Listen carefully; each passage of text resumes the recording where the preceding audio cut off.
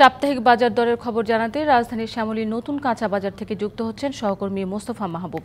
মাহবুব, বাজার নিত্যপণ্যের দাম আজ কেমন দেখছেন? আপনি জানেন যে গেল 2 সপ্তাহ ধরেই প্রায় আসলে আমরা দেখলাম যে বাজারে কিন্তু ডিমের দাম বেশ চড়া, সেই ধারাবাহিকতা কিন্তু আজকেও আছে।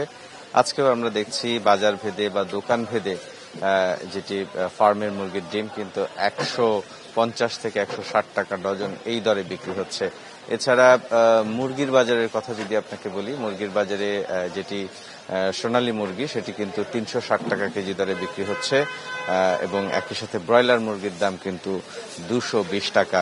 এছাড়া সবজির বাজারের কথা আপনাকে যদি জানাতে চাই, বেগুন আজকে এই বাজারে অর্থাৎ শ্যামলীর যে বাজারে আমি আছি সেই বাজারে কিন্তু 60 থেকে 70 টাকা কেজি দরে বিক্রি হচ্ছে। পটল বিক্রি হচ্ছে 40 টাকা কেজি দরে। এছাড়া করলার দাম 50 থেকে 60 টাকা।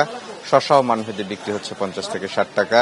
কাঁচামরিচ 160 টাকা। আর আলুর দাম সেটি কিন্তু আসলে খুব বেশি কমলো না। আমরা যেমনটা দেখছিলাম, আলু কিন্তু এখনো এই বাজারে 55 থেকে 60 টাকা কেজি দরে বিক্রি হচ্ছে। পেঁয়াজের দামের ঝাঁজ কিছুটা কমেছে, 70 থেকে 75 টাকা, অর্থাৎ খুব ভালো মানের যে পেঁয়াজটি আকৃতিতে বড় সেই পেঁয়াজটি কিন্তু 75 টাকা এবং 70 টাকাতেও কিন্তু পেঁয়াজ পাওয়া যাচ্ছে। এছাড়া আদা রসুন বিক্রি হচ্ছে 220 থেকে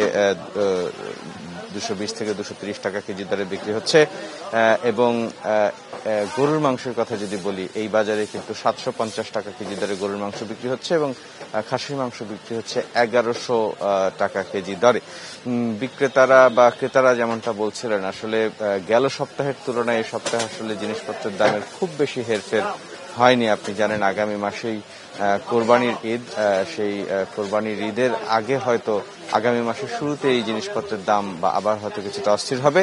সেটি যাতে না হয় সেজন্য কিন্তু বাজারে নজরদারির দাবি জানিয়েছেন ক্রেতা বিক্রেতা উভয়ই।